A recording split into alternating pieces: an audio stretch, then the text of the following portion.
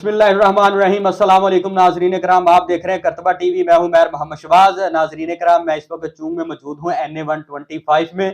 नाजरीन कराम, आज मेरे साथ मौजूद है TLP की चूंग की सारी टीम और यहाँ के NA125 के तहरीक लब्बैक के जो MNA साहब है जनाब मियाँ खुर्मशद साहब और चौधरी इरशाद गुजर साहब और TLP की जो बाकी टीम है, मैं इनको शो में खुशामदीद कहता हूँ। नादरीन कराम, आज मैं TLP के हवाले से बात करूंगा। पाकिस्तान तहरीक लब्बैक कौन सा बयानिया लेकर चूंग की आवाम के पास और NA25 की पब्लिक के पास जा रही है, तो इस हवाले से मैं ये मामला क्लियर करना चाहता हूँ। और भी बहुत सारे मामला हैं जो आपके सवालात होते हैं सोशल मीडिया के ऊपर, व्हाट्सएप ग्रुप के ऊपर, जो आप TLP की टीम से सवाल करते हैं, और सारे सवाल मैं आज पाकिस्तान तहरीक लब्बैक की टीम के सामने रखूं और इनके जवाब लूं। मियाँ खुर्मशद साहब, आपको पहले बहुत बहुत मुबारक हो।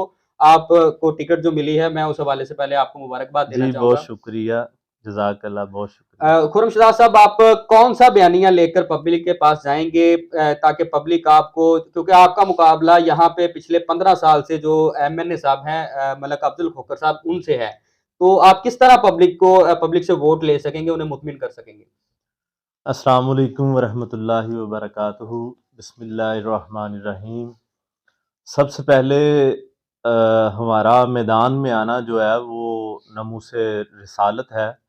तहरीक लब्बैक पाकिस्तान जो है वो सियासी जमात की सियासत में आना जो वजह जो है वो नमूसे रिसालत है। तो हमने हमारे आका हज़रत मोहम्मद सल्लल्लाहु अलैहि वसल्लम आपकी नामूस पर पहरा देना है। बेसिक हमारा काज जो है वो नमूसे रसालत है, और हमारा बयानिया भी जो है वो नमूसे रसालत ही है। और इसके बाद जो है वो इंतज़ामी अमवर जो हैं वो इंशाअल्लाह ताला हजूर के ग़ुलाम जो हैं वो ईमानदारी से निभाते हैं। आप किसी इमाम मस्जिद को देख लें, उसने कभी नहीं कहा कि मैंने नमाज नहीं पढ़ानी, आज मैं एहतजाज करूँगा, आज ये वाला नमाजी जो है इसने मुझसे ये बात की है जो मुझे नागवार गुजरी है। ऐसा तो मुमकिन ही नहीं है। वो अल्लाह के हजूर पेश होते हैं, तो उनका जो मामलात हैं वो अल्लाह और अल्लाह के रसूल के साथ हैं। तो तहरीक लब्बैक का जो बयानिया है वो सीधा सीधा है, दीन का मामला है सारा।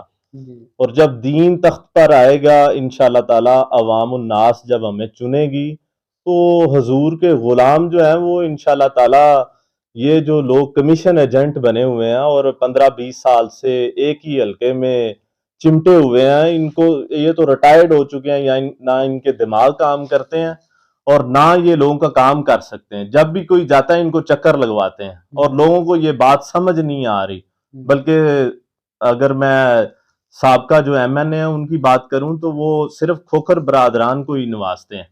तो इलाके के जो चौधरी हैं उनको ही आगे कर देते हैं, लोग उनके पीछे बेचारे लगे हुए हैं कि भाई मलिक साहब हमारा ये काम करा दें। वो कहते चलो ठीक है, कल चलेंगे।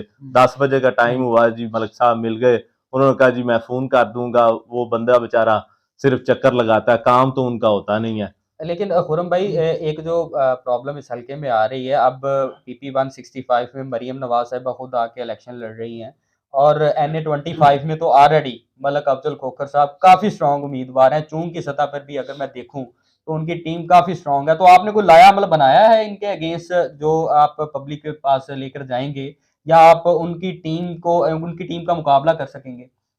इंशाअल्लाह ताला हम उनके मुकाबले के लिए हर वक्त तैयार हैं, और हमारी टीम उनसे मजबूत टीम है।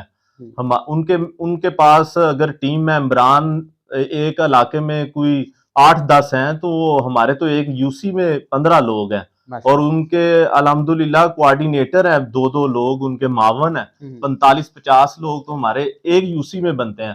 तो आप हिसाब कर लें, 20 हमारी यूसियां भी हुई तो हमारे पास तो 50 ज़रा 20 कर लें, कितने लोग बनते हैं। तो हमारी टीम जो है उनसे बहुत आला है, और इंशाल्लाह ताला जो जितने भी लोग हैं वो दिलो जान से हमारे साथ हैं। वो तो नमूसे रसालत के लिए तो अपनी जानों का गुरेज नहीं करते, और हम अब सियासी जमात में हैं तो इंशाल्लाह ताला वो वोट पर भी पहरा देंगे, और हमारा मैंडेट चुराना जो है वो आसान बात नहीं होगी। खुर्मशद साहब, आपका जो बेसिक नारा है, जो मैं अब तक समझा हूं कि दीन तख्त पर, इसके बारे में थोड़ा सा आप एक्सप्लेन कर देंगे जरा पब्लिक को?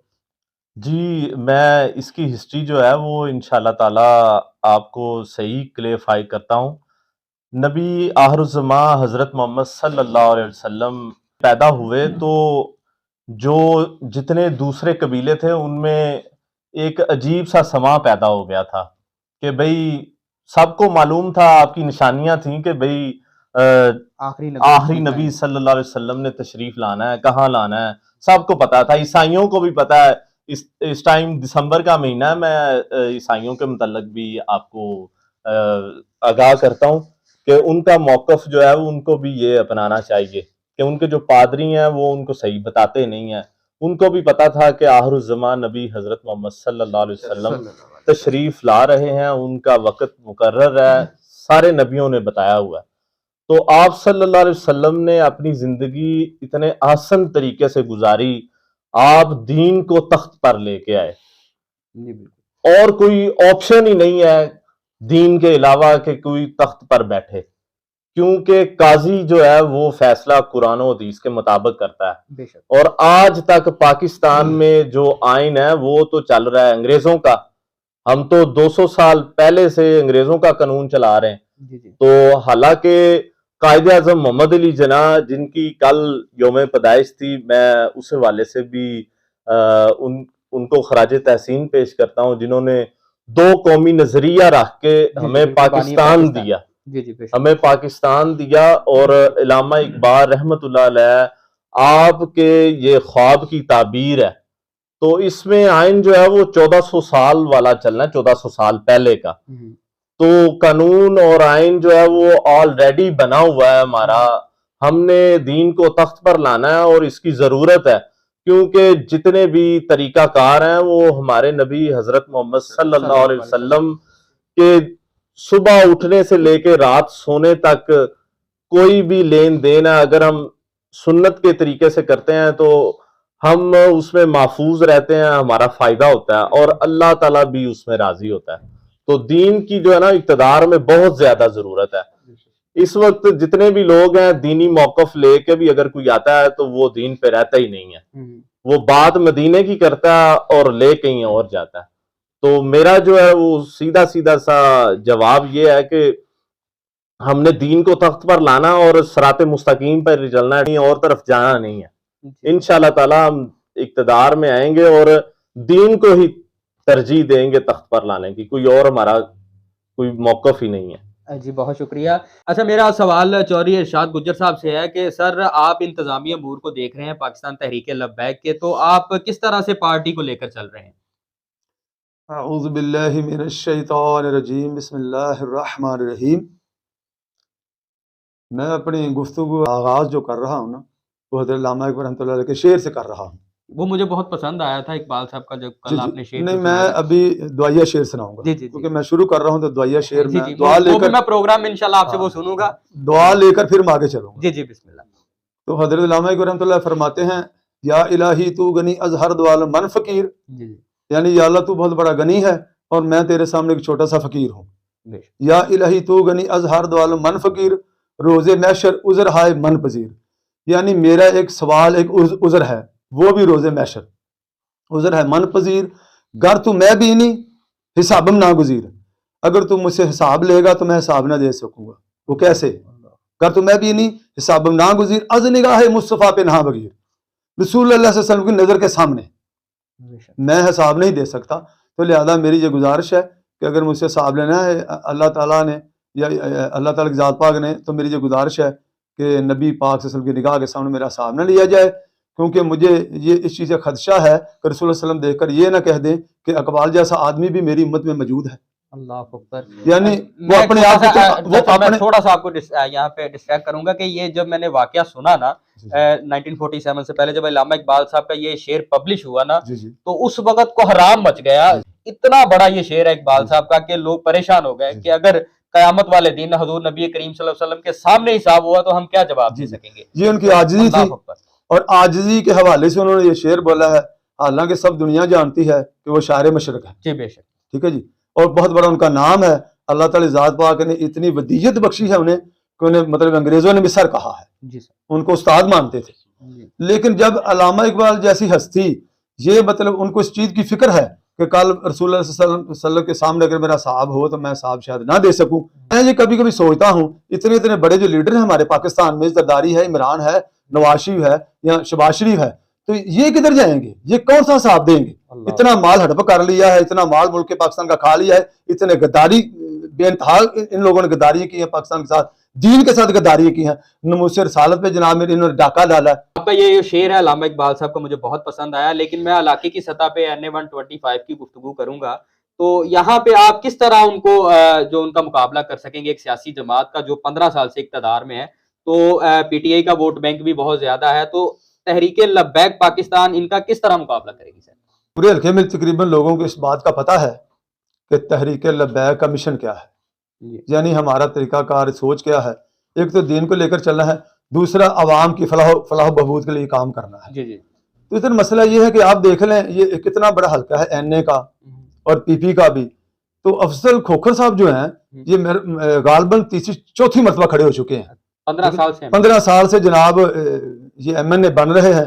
تو انہوں نے دیکھو نا حلقے میں کام کیا کیا ہے.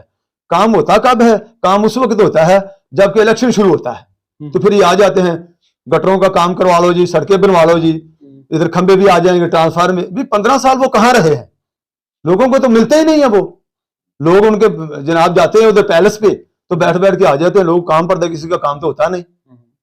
یعنی 15 سال چکر بازی میں رہتے ہیں یہ لوگ. تو جب آ جاتا ہے وقت الیکشن کا تو پھر یہ آ جاتے ہیں ادھر, پھر لوگوں کے کام بھی کرنے شروع ہو جاتے ہیں, کیونکہ وقتی طور انہوں نے نا ایک اپنا کام نکالنا ہے. مانوال اور بابا روڑی بھی سرکار کے درمیان بہت بڑی گراؤنڈ تھی, بڑی اچھی گراؤنڈ تھی. چونگ پنجگرئی اسٹیڈیم بنا ہوا, جی اسٹیڈیم قسم کا ہی تھا. یعنی کہ چونگ, پنجگرئی, مانوال, حیدری کلونی, برکت کلونی, یہ آپ دیکھیں اب بہت ساری کلونیاں ادھر بن چکی ہیں. ٹھیک ہے. تو شہباز صاحب بات یہ ہے کہ انہوں نے کیا کیا ہے, انہوں نے یہ کارنامہ انجام دیا ہے کہ بچوں کے کھیل کود کی جو جگہ تھی نا اس کو روک دیا ہے, اس پر عمارت کھڑی کر دی ہے, شاہ حسین ڈگری کالج بنا دیا ہے. حالانکہ یہ کالج دہی مرکز جہاں بنا ہوا ہے نا وہاں بننا چاہیے تھا, ادھر بنا دیتے. وہ اسپتال کو بیل پہ لے آتے. ہماری مائیں بہنیں جب ادھر جاتی ہیں تو بڑا مسئلہ پیدا ہوتا ہے, کیونکہ گیٹ کا مسئلہ ہے. بعد ان کے پروٹوکول آ رہے ہوتے ہیں تو گیٹ بند ہوتا ہے. بہت مرتبہ دیکھا ہے. اچھا پچھلے 15 100 مرتبہ دیکھا ہوگا, ادھر کھڑی رہتی ہیں. باہر بھی گیٹ کھلے گا, ہمیں اجازت ملے گی تو ہم اندر جائیں گے. اچھا سر, پچھلے 15 سالوں میں کوئی دیہی مرکز اور گراؤنڈ نہیں دیا گیا, دیہی مرکز بھی نہیں دیا گیا, گراؤنڈ بھی نہیں دے گی. اور آپ کے ایجنڈے میں یہ چیزیں شامل ہیں؟ جی انشاءاللہ تعالی, اللہ فضل و کرم سے. حالانکہ ادھر بہت سی زمینیں تھیں شاملات, وہ خرد برد کر دی ہیں لوگوں نے, انہوں نے کھا لی. وہ کیا توجہ دی ہے انہوں نے, MNA صاحب نے کیا کیا حلقے میں کام. جی خرم صاحب, میرے پروگرام کا دورانیہ جو وہ کم ہے, میری کوشش ہوتی ہے کہ 15 سے 20 منٹ کے اندر اندر نا آپ تمام پولیٹیکل پارٹی کا بیانیہ جو نا پبلک کے سامنے آ جائے. تو آخر میں آپ پبلک سے کیا گزارش کرنا چاہیں گے؟ میری اپنے حلقے کی عوام سے گزارش ہے کہ وہ بھرپور طریقے سے ہمارا ساتھ دیں, کیونکہ ہم نے جو دین کو تخت پر لانا ہے, ہمیں اقتدار کا لالچ نہیں ہے. باقی سابقہ جماعتیں جو ہیں وہ اقتدار کے لالچ میں یہ سیاست میں آتی ہیں, اور ہم نے سیاست کو عبادت کی طور پر کرنا ہے, اور انشاءاللہ تعالیٰ اپنا فریضہ سمجھ کے لوگوں کے مسائل کو حل کرنا ہے. تو آپ نے اگر دیانتداری سے اور بغیر رشوت کے اپنے کام کروانے ہیں تو آپ تحریک لبیک پاکستان کا ساتھ دیں اور مجھے ووٹ کریں, تاکہ انشاءاللہ تعالیٰ آپ کو کوئی سفر کر کے MNA کے پاس نہ جانا پڑے. آپ کے حلقے کا MNA آپ کے حلقے میں آپ کے کاموں کے لیے ہر وقت تیار رہے گا انشاءاللہ تعالیٰ, اور کسی کو مایوس نہیں ہونا پڑے گا. اور جو بیسک کام ہے, یہ جو بیسک ضرورتیں ہیں, ہمارے صفائی کا عملہ, یہ ان لوگوں کا ٹرین کیا ہوا ہے کہ بھئی آپ نے ہمارے لوگوں کا کام کرنا ہے. تو یہ سب کے کام آئے گا انشاءاللہ تعالیٰ. ہم ہر ایک کو اس کی ذمہ داری بتائیں گے کہ بھئی آپ پہ یہ کام فرض ہے, یہ آپ نے کرنا ہے, پھر آپ کی تنخواہ آپ پہ حلال ہوگی. رشوت کو ختم کرنا ہے, سودی نظام کو ختم کرنا ہے, زکوٰۃ کو ہم نے عام کرنا ہے. اسی موقف پہ جو ہے نا آپ پلیز مہربانی فرما کر تحریک لبیک کو ووٹ کریں اور ہمیں ایک دفعہ اقتدار میں آنے دیں. ہم انشاءاللہ تعالیٰ آپ کو عمر ثانی کی یاد ادا کروا دیں گے. علامہ صاحب حسین رضوی صاحب، ان کا موقف دیکھ لیں، وہ ثابت قدم ہے، وہ اپنے بیانیے سے کبھی بھی انہوں نے پیچھے نہیں ہٹے. تو ان کا بیانیہ جو ہے وہ ناموس رسالت کے لیے بھی اتنا ہی اپنا مضبوط ہوتا ہے جتنا کہ حلقے اور پاکستان کی عوام کے لیے. ہم نے فلسطین کے لیے بھی کام کرنا ہے، ہم نے کشمیر کے لیے بھی کام کرنا ہے، ہم نے برما کے لیے بھی کام کرنا ہے. اگر کوئی ہمیں اپنا نہیں بھی سمجھتا تو پھر بھی وہ ہمارے مسلمان بھائی ہیں، تو ہم نے انہیں لے کے چلنا ہے، ہم نے ان کا ساتھ دینا ہے. ہم پاکستان جو ہے وہ دنیا میں ایک بہت بڑی طاقت ہے، ہماری فوج جو ہے وہ بہت بڑی فوج ہے، دنیا میں ہمارا نام ہے. ہم نے اس کا پازیٹیو یوز کرنا ہے، ہم نے ڈالر لینے کے لیے یوز نہیں کرنا. ہم اپنی کرنسی کو سپورٹ کریں گے، ہم اپنے ذمہ داروں کو بتائیں گے کہ آپ بجائے کہ چدراہٹ کی طرف آئیں، آپ پیداواری امور میں آئیں. انشاءاللہ تعالیٰ پاکستان ترقی کرے گا اور رونقیں دوبارہ واپس آئیں گی. طریق لبیک کا ساتھ دیں. جزاک اللہ، بہت شکریہ. ناظرین کرام، میاں خرم شہزاد صاحب NA 125 تحریک لبیک کی طرف سے امیدوار ہیں، ان کا موقف آ گیا. ناظرین کرام، میں پروگرام کا اختتام ارشاد گجر صاحب کے اس علامہ اقبال کے شعر پر کروں گا، اینڈ پر آپ ضرور سنیں گے. اور چلتے ہوئے بھی میں گزارش کروں گا کہ میرے چینل کو سبسکرائب کر لیا کریں، کمنٹ سیکشن میں اپنی رائے کا اظہار ضرور کریں. نیکسٹ شو جو میں پاکستان تحریک لبیک کے ساتھ کرنا چاہتا ہوں اس حوالے سے آپ اپنی رائے کا اظہار ضرور کیجیے گا. مجھے دیجیے اجازت. اللہ حافظ. سر. بسم اللہ الرحمن الرحیم. آخر پر گفتگو کے آخر پر بھی میں علامہ اقبال رحمۃ اللہ علیہ کا ایک شعر آپ کے گوش گزار کرنا چاہتا ہوں. کیا فرماتے ہیں؟ پھیلا رہے ہیں جو فتنے ہماری زمینوں میں، پھیلا رہے ہیں جو فتنے ہماری زمینوں میں، یہ سانپ ہم نے ہی پالے ہیں آستینوں میں. پھیلا رہے ہیں جو فتنے ہماری زمینوں میں، یہ سانپ ہم نے ہی پالے ہیں آستینوں میں. کہیں سے اس زہر کا تریاگ ڈھونڈنا ہوگا جو پھیلتا ہی چلا جا رہا ہے سینوں میں.